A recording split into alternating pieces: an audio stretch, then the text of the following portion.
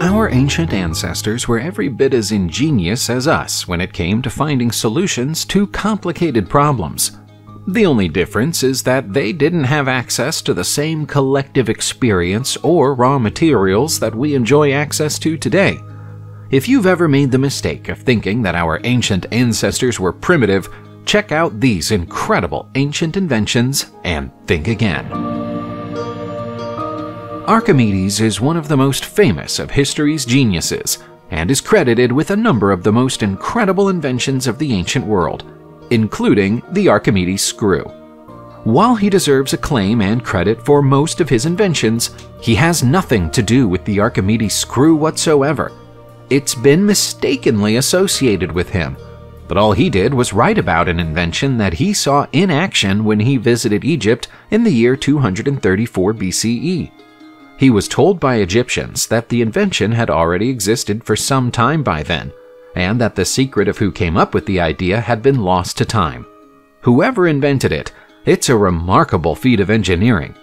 It's the first water displacement pump in world history, and has been used to pump water from the Nile River. There's even a suggestion that an Archimedes screw was the centerpiece of the irrigation system that fed the Hanging Gardens of Babylon. A possible reference to the existence of such a screw has been identified in an inscription associated with King Sennacherib of Assyria, who lived 500 years before Archimedes was born. How have we forgotten the name of such an important inventor, one who came up with a concept that's still used all over the world today? The variety of goods that have been found in Egyptian tombs over the years means that archaeologists can never be quite sure what they're going to find when they open one up. Even archaeologists who'd learned to expect the unexpected were surprised by the discovery of a wooden prosthetic toe attached to the foot of a mummy that was recently unearthed from the hillside tombs of Sheikh Abd Qurna near Luxor, though.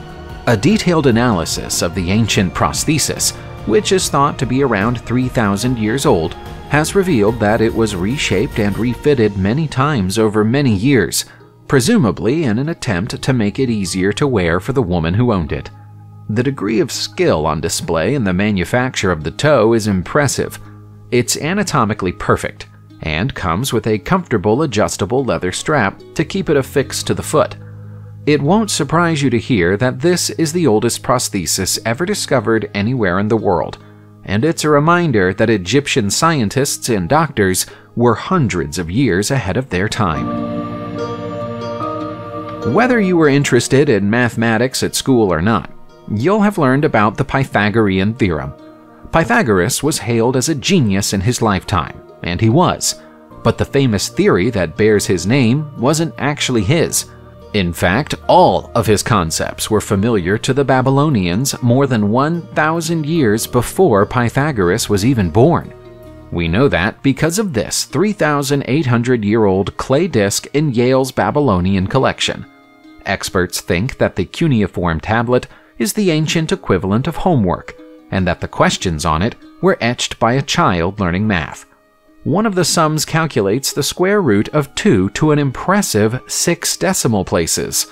We don't know about you, but we know that we couldn't do that without the assistance of a calculator.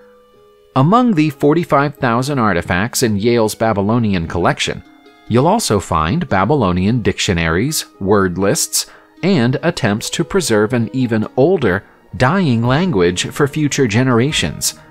The civilization was centuries ahead of its time, and these formulas should be taught as Babylonian theorem in school.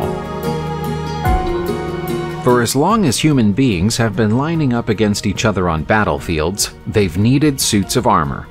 For the avoidance of doubt, that means that human beings have needed suits of armor for pretty much all of human history to date. One of the earliest types of armor our ancestors created was called scale armor. It consisted of little more than overlapping pieces of hard material, like metal or stone, stitched or otherwise attached to cloth or leather. Scale armor garments were created not just for soldiers, but for the horses that the soldiers rode upon, and were used by many different cultures and civilizations worldwide. Nobody knows precisely when or where scale armor was invented, but all signs point to the idea of starting in the Middle East. The oldest known example of a suit of scale armor that has survived to the present day was found inside the tomb of a warrior called Kinnamon, who served the pharaoh Amenhotep II in ancient Egypt more than 3,400 years ago. The idea was eventually adopted by the Scythians and found its way into Western Europe when the Scythians came into contact with the Romans. Many people view pigeons as a nuisance, but would you feel differently about an artificial pigeon powered by steam? You would at least rest assured that it wasn't about to use you as a toilet. As hard as this might be to believe, the steam-powered pigeon was designed 2,300 years ago in Tarentum, Magna Graecia, which is now in southern Italy. Its inventor was Archytas, a noted inventor of his era, who was also a noted military strategist, astronomer, mathematician, and politician. As his steam pigeon was self-propelled, you could say that he's the true inventor of powered flight. Achieving flight isn't what Archytas had in mind when he invented his wooden device, though. He saw it as a way of studying birds more closely. His design is simple yet effective. An opening at the back of the pigeon leads to its internal bladder, which in turn is connected to an airtight boiler. As the boiler generated steam, the pressure eventually overcame the resistance of the connection, and the pigeon shot off into the air. An average flight covered around 3,800 feet.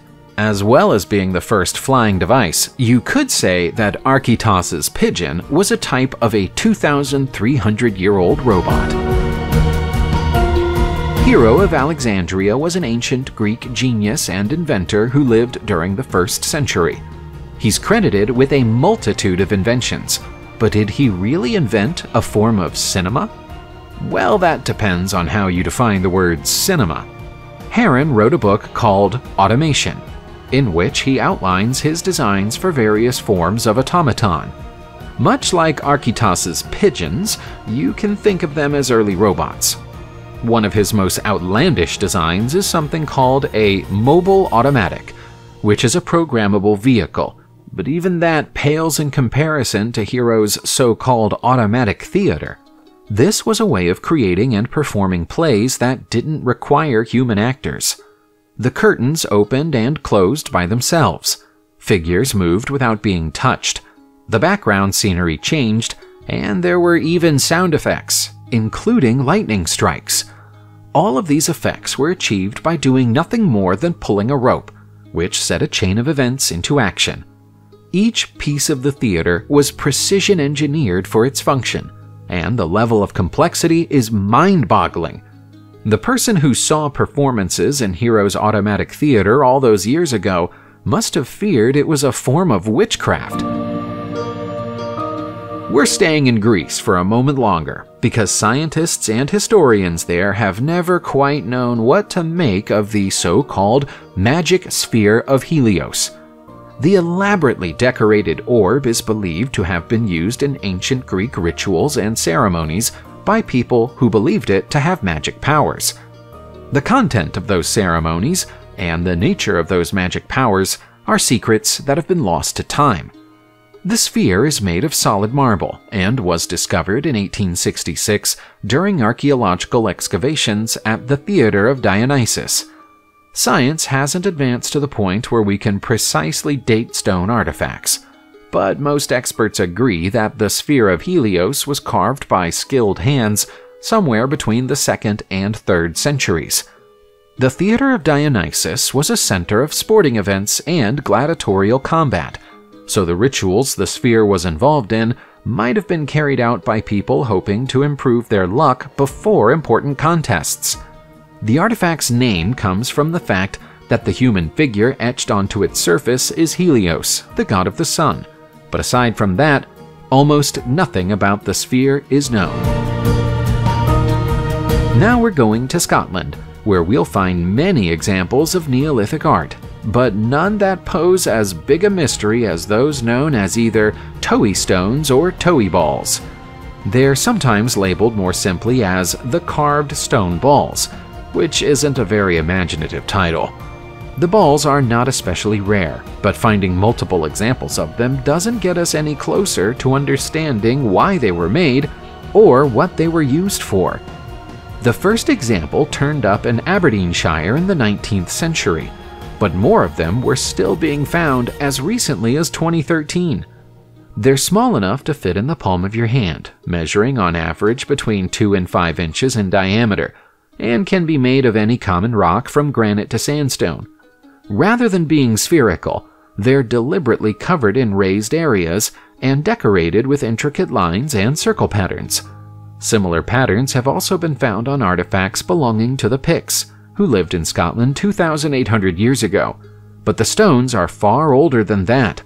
Some are thought to be more than 5,000 years old. Theories as to their use range from their potential use as weapons to a sort of resume carried around by masons to demonstrate their skills when seeking paid employment, but they're just guesses. We've mentioned Archimedes already in this video, and now we're coming back to him. One of Archimedes' most famous inventions is the so-called Claw of Archimedes. This extraordinarily clever construction, sometimes known as the Iron Hand, was a key element of Syracuse's city walls, meant to protect the walls against sea attack. According to ancient historians, the claw could lift opposing ships completely out of the water. It's best summed up as a crane with a massive grappling hook at its end. Ships trapped in the claw were tilted until they capsized or scooped up and dumped onto other ships. Several of these weapons were built and utilized during the Second Punic War, which took place around 2,200 years ago. The Roman fleet that attacked Syracuse had no idea such advanced defenses existed, and as a result, sustained significant losses. The BBC conducted a plausibility study in 1999 for a show called Secrets of the Ancients, and the gadget was deemed to be feasible. In 2005, the Discovery Channel conducted another investigation that came to the same conclusion. It was surely one of the mightiest weapons of its age. Our next piece of strange, long-forgotten equipment is an ancient Roman holy jar. And when we say that it's holy, we don't mean that it's religiously significant. We mean that it's literally full of holes. The jar was pieced back together from the 180 fragments it was found in. But even when that painstaking process was completed, it posed more questions than answers. It was discovered in the crater of a World War II bomb in London, England during the 1940s, and was immediately noted as being unique. No Roman artifact that resembles this has been found before or since. Dating it isn't easy, but the best guess of historians is that it was made in the 2nd or 3rd century. Its purpose remains a mystery, but one theory is that this is a gillarium. Back in the 2nd century, dormice were considered delicacies by the Romans. They would be held in containers within the home and fed walnuts and chestnuts until they were fattened up, and then they were cooked and eaten.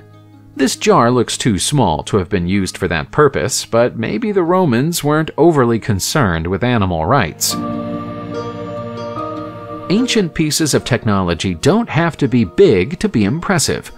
Take the astrolabe, for example. It's not without reason that some people refer to these ancient gadgets as the 13th century equivalent of the iPhone. They were seen as the height of technological achievement during their era, and everybody wanted one. This portable instrument might not allow you to send memes to your friends, but it does contain a surprising number of moving parts tracking the positions of the sun, moon, and prominent stars in the sky, as well as the time of day. In the most sophisticated examples, astrolabes also have charts engraved on their backs that explain how to adjust the dials to determine the correct time of day for the latitude they're in. For 13th century Muslims, an astrolabe was a necessity because it determined the position of the Qibla, thus enabling them to work out which direction to pray in no matter where they were in the world. It's often said that the first astrolabe was invented as long ago as 2,400 years ago by Theon of Alexandria, but the design was heavily refined by the Muslim scholars of the 10th century too. We know that the Vikings didn't really wear horned helmets, no matter how many times they're represented as such in works of fiction. Some of our ancient ancestors wore such helmets, though, and we can trace their existence back as far as 3,000 years ago to the Bronze Age. One such pair of helmets was discovered on the Danish island of Zealand in 1942. The ornate helmets have long, curved bull's horns, elaborate decorations including the eyes of birds of prey, and traces of feathers and horsehair mane at the rear of each helmet. There's a certain irony in finding a non-Viking horned helmet in former Viking territory, but the real mystery about the helmets is that their design appears to have been influenced by Sardinian symbology. That's a big problem for historians, because it implies a cultural connection between Scandinavia and the Mediterranean 3,000 years ago. As far as we know, no such connection existed back then. The problems posed by traversing the Alps and hundreds of miles of sea and land ought to make such a thing impossible. And yet here, in these helmets, we appear to have evidence of it. The connection remains unexplained. Subscribe to the channel, turn on the notification bell, and enjoy watching new videos on my channel. Thanks for watching, and see you soon!